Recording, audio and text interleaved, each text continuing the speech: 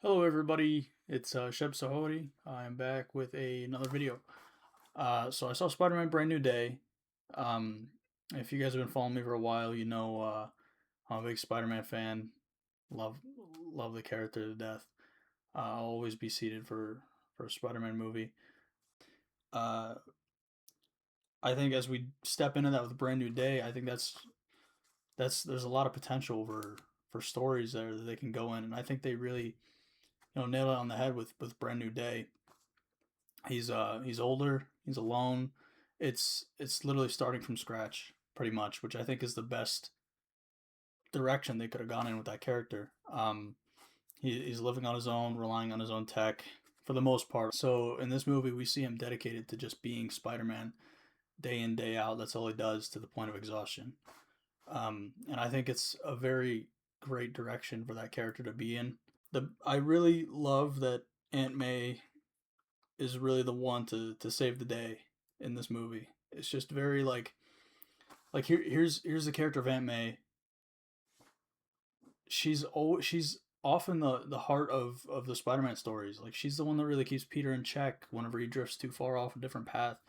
She's she's essentially his moral compass. She knows which direction to steer Peter in. She's the heart of it. Um, and I was interested to see how if they were going to completely forget about Aunt May in this movie, or if she's going to come in some aspect, since she died in No Way Home, and I think they nailed her perfectly. It was just like it was really nice to see. It was her conversation with Jean, well, with Peter, and Jean as Peter, that really kind of brings Jean out of this mentality that she doesn't have to do it alone. Like this grief that she's faced with, and I think it's just something so charming where it was so refreshing too. Like these movies usually end in a very similar way. They fight the bad guy loses. I'm talking about like physical fight, and then that's it. They destroy whatever he's after or whatnot. This one, it was a conversation. Like it was just like they didn't have to pummel Gene to death so they win. It's like maybe that was a Punisher solution, but and I'll get to that in a sec. That whole scene, but it was just a conversation. Jean got in Peter's head.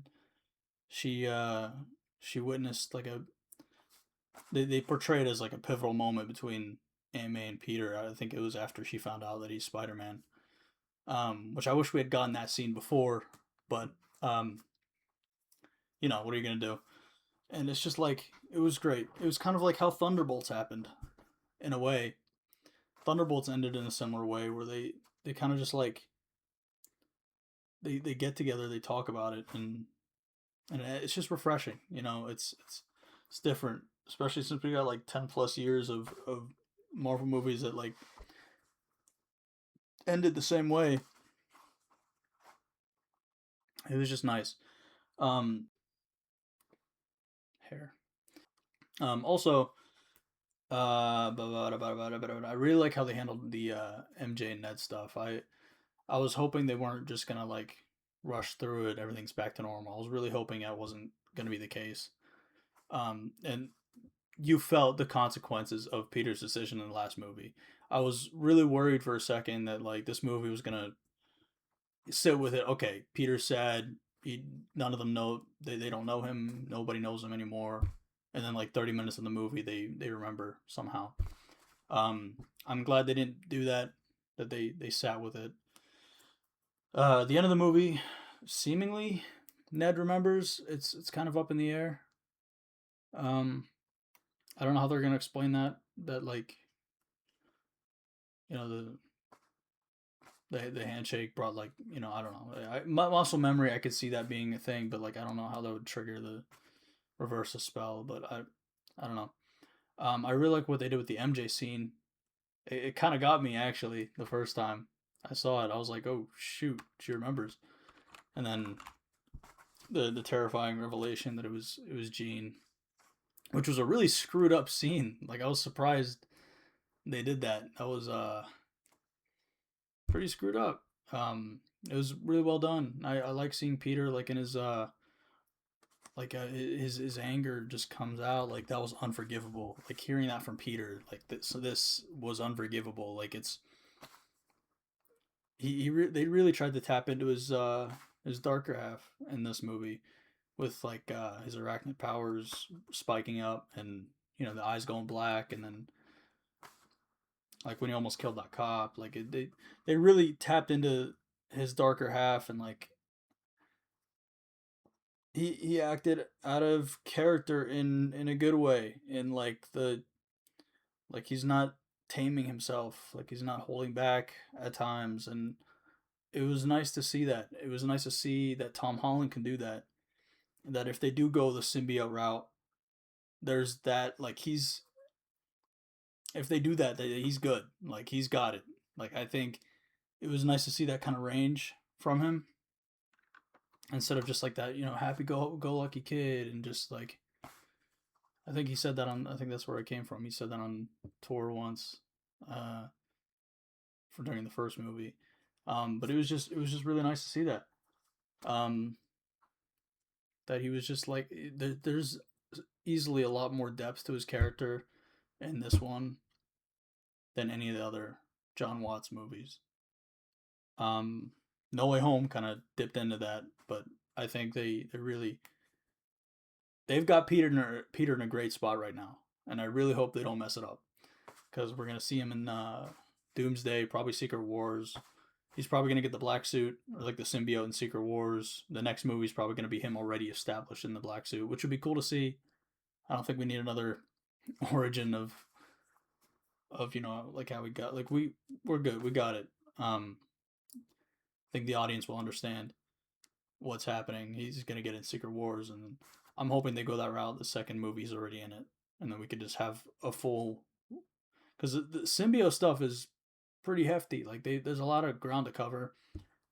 I don't want them to spend like the first hour of the movie setting up the symbiote. But I'm getting ahead of myself here.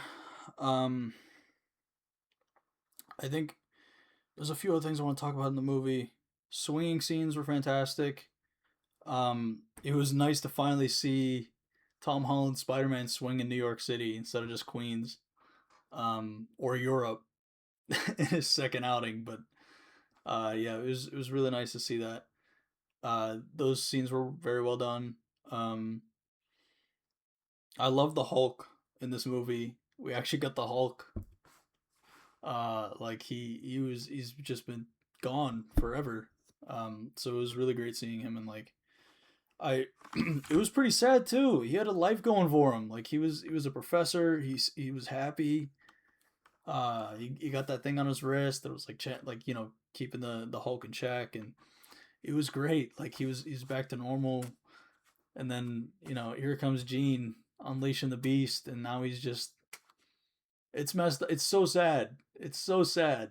Like he's just oh just I don't know. I really hope they do more with him because just such a cool character. He's so underutilized. Um, I just really hope we get more Hulk. Yeah, and to wrap it up, I mean, I feel like Spider-Man: Brand New Day was a very brand new day for MCU Spider-Man. He's in a as I said before, he's in a great spot. I think they can. There's a lot of potential for him to move forward in this universe. Um, I hope we get at least another movie with him outside of the Avengers where he's just Spider Man. And then maybe in the third one of this new trilogy, he passes on the torch, and that'd be great. I just would love to see this older version of Peter linger on because we don't really do that anymore. All three Spider Man have started off in high school for some reason. I don't know why they insist on constantly starting off in high school, but like it would just be great to see an older Spider-Man stay and like just get older. Just work with him. Like this is they've got Tom Holland. I think he's set. He's all like he's good to go. I think he wants to do more of those movies. I don't know him personally, but it just seems like that from how this movie played out. It just feels like there's a lot of potential there that they could tap into. They could easily mess it up, but they could just as easily do something great with it. So it really just depends on who's helming it. I think Destin Daniel Cretton did a great job. I love Shang-Chi when I saw it. I haven't seen it in a couple years, but that was a good movie, I thought. Um, Destin is a great director. I think if they move forward with like a Destin trilogy, I think we could have a pretty generational run for Spider-Man in terms of like his older version, like these stories. There's a lot. There's a lot they could do, and just like I'm getting giddy thinking about it. Like there's a lot they could adapt. Or Jean DeWolf, she's in this movie. They could easily do her arc in the next movie. You know, the death of Jean DeWolf alongside the symbiote arc. Like they could do a lot. I'd also be fine if they don't do symbiote, but I just know Secret Wars is coming up. They're gonna give it to him in Secret Wars. It's just it's gonna happen. But there's a lot they could do. There's a lot they could do if they don't want to move forward with him and MJ. There's I don't know. They could bring in Gwen. I would love to see a Green Goblin again. Like like that would be fun. You know, like an arch nemesis. I think it's too late for Tom Spider Man though. They already they already did a Green Goblin with Toby's, and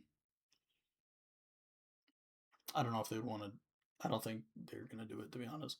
They could do Craven. I don't know. There's a lot of potential. I really hope they do something with it. It could be fantastic. Um, I'm just excited to see where his character goes from here. Overall, like my Spider-Man ratings are they're in a whole separate league. Over like they when I rate movies and I rate Spider-Man movies, are like completely two different things. Like I'll give like a Spider-Man movie that I like a lot, like a 5 out of 5. In the same breath, I'll give like Dune Part Two a 5 out of 5, and it just like they're completely in different areas. You know, it's like you can't compare this one and that one, but um, so I like to say that I keep my Spider-Man ratings like in a whole separate category. Like they have nothing to do with anything. They're like in their own rating system. So I think right now I've had Spider-Man Brand New Day at a 5 out of 5. Um, but I think after sitting with it for a bit and with all my thoughts and nitpicks and stuff, I think I'd give it like a 4, 4.5. I don't know. It just the movie made me really happy. I can't really bring it any lower.